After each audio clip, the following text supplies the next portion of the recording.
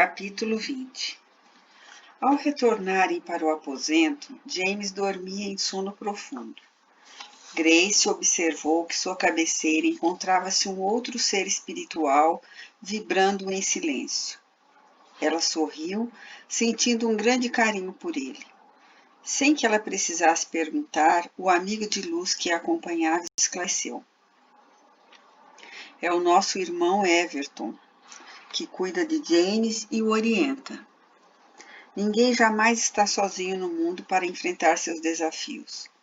Há irmãos equivocados, como o reverendo Irving, e aqueles a quem ele serve no mundo espiritual. Mas há igualmente anjos por toda a parte, enviados de Deus para auxiliar as criaturas terrenas em sua caminhada na linha evolutiva.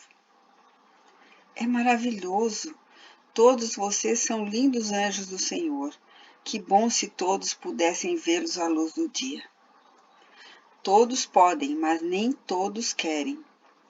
Eu adoraria vê-los à luz do dia como os vejo agora, enquanto durmo.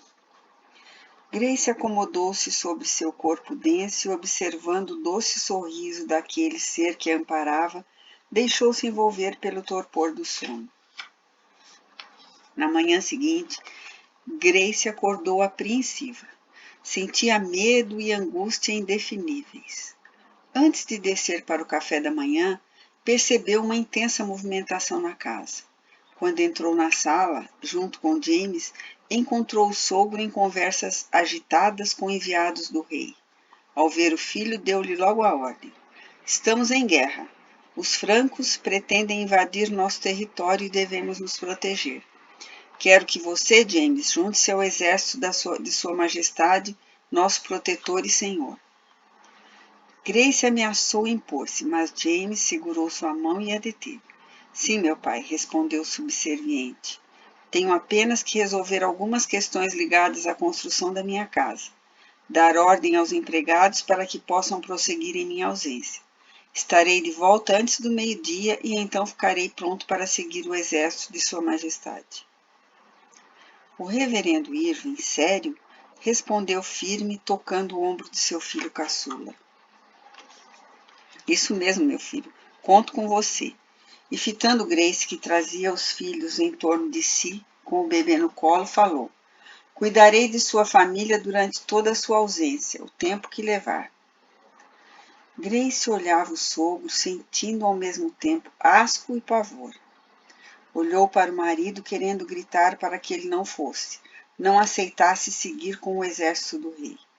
Afinal, ele tinha filhos pequenos e um bebê que precisavam dele. Mas, intimidada pela situação tensa no ambiente, ela se conteve. Pegou tudo o que precisava para alimentar os filhos e voltou para o seu quarto. James ficou ainda algum tempo com o pai na sala, depois juntou-se a ela. Ao entrar no quarto, ela fitou-o com um olhar suplicante. Por favor, meu amor, não vá, temo por sua vida. James ajoelhou-se diante da esposa aos pés da cama e falou. Eu preciso obedecer-lhe. Ele está com aquele olhar alterado, que vez por outra vejo em seu rosto. Se eu o contrariar agora, criarei uma grande crise entre nós. Ele fica violento e agressivo, e sabe-se lá o que é capaz de fazer. Interrompeu-se como se puxasse as lembranças da memória e depois concluiu. Preciso ir, Grace, mas vou tratar de cuidar muito bem de mim a fim de voltar para você inteiro. Lágrimas desciam pela face alva de Grace em um lamento e dor silenciosos, que dilaceravam seu coração. Suas pernas tremiam. Ela temia pelo marido e, ao mesmo tempo, por ter de ficar ali sozinha naquela casa com o sogro maquiavélico. James despediu-se da esposa e saiu depressa para a propriedade em construção. Orientou os trabalhadores e, antes de retornar, parou diante da obra que começava e desejou ardentemente que já pudesse estar ali, vivendo com a mulher e os filhos. Depois de algum tempo, saiu. Eram mais de 2 horas da tarde. O reverendo Irving estava inquieto, andando de um lado para outro, irritado com o filho que não aparecera para o almoço. As tropas precisavam partir e James deveria estar entre eles. De súbito, um tumulto formou-se na porta da casa do reverendo. Elizabeth Stuart, a mãe de James, entrou chorando e gritando em desesperos. Vários homens traziam James com as vestes ensanguentadas para dentro de casa. Que houve com meu filho? Nós o encontramos no meio da estrada, senhor.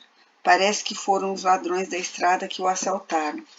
Roubaram tudo o que ele trazia de valor, avisou um dos homens que trabalhavam na construção da casa. Estávamos a caminho da vila para buscar mantimentos quando o encontramos desacordado. James estava bastante ferido. Elizabeth mandou buscar o Dr. Linde, que logo chegou sem demora. Quando Grace viu trazerem o marido para o quarto, apesar da preocupação com a situação, respirou aliviada. O reverendo Evelyn gritava entre frustrado e contrariado. Aquilo não deveria ter acontecido, fugia a seus planos. Graças àquele incidente, James acabou sendo poupado de seguir com as tropas do rei Jorge. E durante sua recuperação, Grace insistia. Precisa acelerar a construção de nossa casa, querido.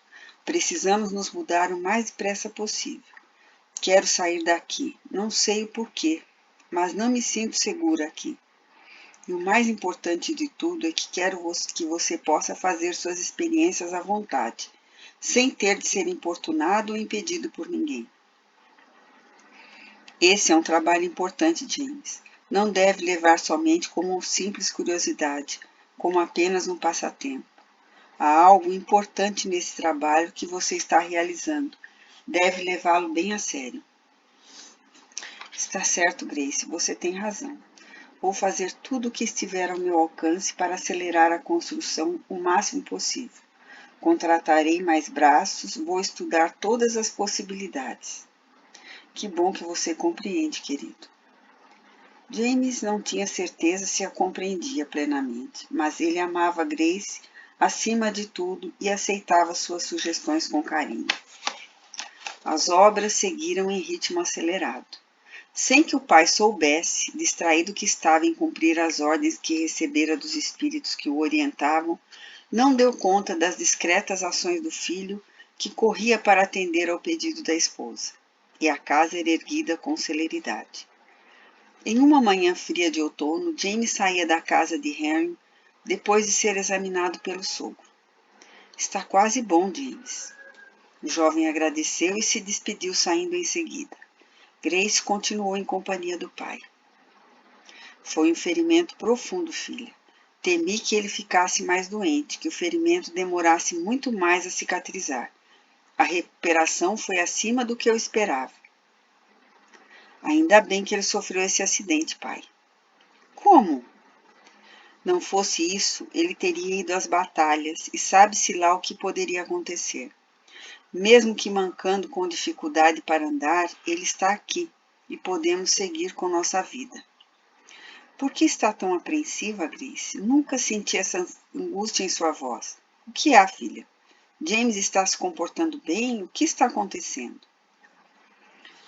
Grace se levantou e andou pela sala hesitante. Depois olhou para o fundo da casa pela janela do consultório onde estavam montando o laboratório do marido e respondeu. Acontecem coisas estranhas naquela casa. Não quis comentar antes, mas acho que as impressões de minha mãe sobre o reverendo estavam certas, meu pai. Ele é um homem perigoso.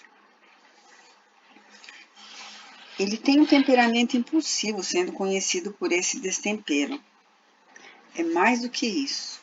Há algo estranho acontecendo lá. Alguma coisa sinistra e é ele o responsável.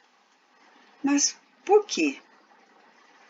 Não sei, mas tenho certeza do que digo. Estamos acelerando a construção da casa para que possamos deixar a mansão dos Stuarts o mais rápido possível. Henry abraçou a filha com carinho e depois pediu. Seja o que for, Grace, pode me dizer. Estou aqui para protegê-lo e também aos meus netos. Eu sei, papai. Muito obrigada. Henry observou a filha saindo naquele dia com uma angústia estranha a lhe dominar. O que poderia fazer para ajudar Grace? Deveria conversar com o reverendo Irving? Enquanto a filha se afastava, ele decidiu. Era quarta-feira à noite e iria falar com o reverendo. A conversa foi tensa. Irving não dissimulou sua contrariedade com o assunto e foi rude com o médico. Não há nada acontecendo em minha casa, Harry. Isso é coisa da cabeça lunática de sua filha. Ela deve estar grávida novamente, cheia de medos e receios. Sempre a acolhi como uma filha, desde o primeiro momento, e você não está sendo leal comigo. Do que você está falando? Você está dando guarida aos experimentos do meu filho em sua casa. Eu já o proibi de fazer isso. Pois saiba que alguns dos resultados dos experimentos de James têm sido muito úteis no tratamento de meus pacientes. Ele produz mistura de ervas que tem sido de grande utilidade. Não me interessa. Eu não quero isso em nossa comunidade. Isso é magia, bruxaria. Não vou aceitar. Já disse ao meu filho e repito a você. Esses experimentos precisam parar imediatamente. Harry ergueu-se inconformado e respondeu. Infelizmente, não posso concordar com sua opinião. E vou defender James em qualquer situação. O que ele faz é benéfico e ajuda a nossa comunidade. Pois vou deixar que a comunidade inteira saiba que você os cura com bruxaria. Vou fazer de sua vida um inferno, doutor, ameaçou Irving, com o olhar que chispava raiva desproporcional à situação. Harry não contou nada à filha para não preocupá-la ainda mais. Grace estava certa, bem como Emma. Aquele homem escondia quem realmente ele era. Enquanto a casa de James e Grace construíam-se erguia imponente em estilo gregoriano, Irving urdia seus planos na sombra. Em certa noite, Harry terminava de atender a um paciente quando um tumulto se formou diante de sua casa. Um grupo de homens encapuzados, portando tochas, invadiram a casa e queriam que Harry mostrasse onde ficava o antro de bruxaria, explicitando que se referiam ao laboratório de James. Eles tinham um objetivo certo: recuperar os livros que o bisavô havia doado a James. Sem eles, não haveria experimentos. Harry impediu e insistiu que saíssem, mas eles queriam saber onde estavam os instrumentos do demônio. Invadiram a casa sob as súplicas do médico. Remexiam tudo, e ao entrarem no quarto onde James fazia os experimentos, reviraram tudo em busca dos livros. Mas, sabiamente, Harry os havia entregado a Grace, e estavam guardados em segurança, bem como os instrumentos mais delicados e difíceis de ser substituídos. Onde estão as outras coisas? Não há nada além disso, apenas ervas que ele testa para curar doenças. Bruxaria, onde está o resto? Insistiu o líder do bando. Por favor, não há mais nada, dissimulava o médico. Um deles, sobre discreta autorização do líder, atirou uma cerda no pescoço do médico. Vai morrer por sua insolência, doutor, falou ele enquanto Harry arrancava a cerda. Destruam tudo. Não deixem nada inteiro neste cômodo. Depois de arrebentarem tudo, saíram ruidosos. A comunidade inteira estava às portas, temendo interferir sem compreender o que se passava. O líder, deixando Henry apoiado na porta cambaleante, falou em voz alta. Não vamos admitir bruxos por essas bandas. Subiram os cavalos e desapareceram. Emma correu para segurar o marido e acomodá-lo na cama. Harry ardeu de febre durante quase uma semana, e apesar de todos os esforços de James, acabou vencido pelo veneno e deixou o corpo físico.